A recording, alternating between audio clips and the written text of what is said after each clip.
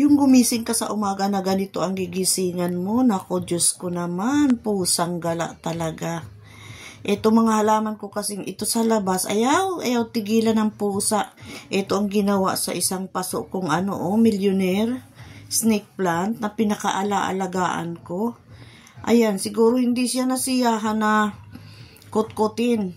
Binasag ang paso, Diyos mio, Panginoon ko. Yung paso pa naman na yung paso na nababasag.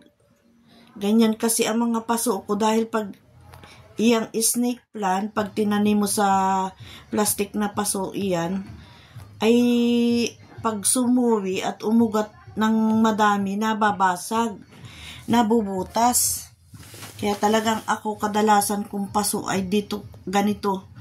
Yang mga na yan, babasagin. Sus Mariusip, talaga namang mga hayop ito. Oo, ayaw tigilan. Naku po, ay di inilipat ko na naman sa isang paso. Ayan, maigi na lang at ako may bakanting paso din sa itaas. Inilipat ko na lang at ay talagang alaga ko kasi itong mga halaman na ito.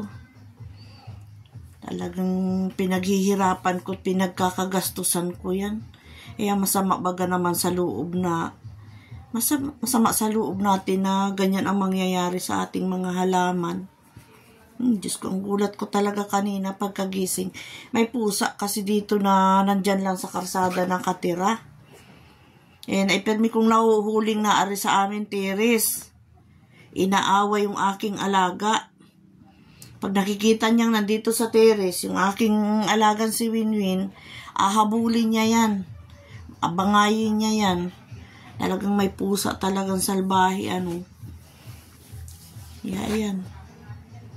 Palit ako ng paso, may gilaang at ako may mga bakante pa din na walang lamang paso sa itaas.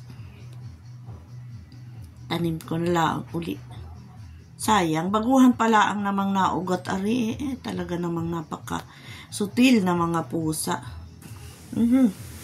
Minsan, hindi natin masisi yung sarili natin. Minsan may makikita pang pusa na talagang gusto mong So, ayan, inagpupunasan ko ang dahon at inalikabok ka na. Malikabok. Kaya ako'y masama ang loob pagka ito ay ng pusa. Ay, ang pusa ay talagang hindi talaga masaway. Napakagaganda ng mga halaman kong ibinaba dito sa terrace na ito. Sa balkonahe namin. Kaya lang ay inalugmok ng pusa. Pinapatay. Kaya inakyat uli dito sa itaas namin. Isa-isa ko yan na punasan. Maganda bagay yung may halaman sa mga ganito. Mahilig din kasi ako sa halaman talaga.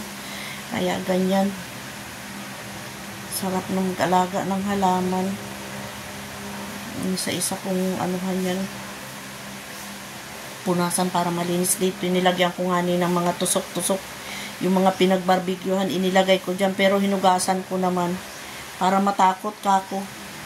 Ayan.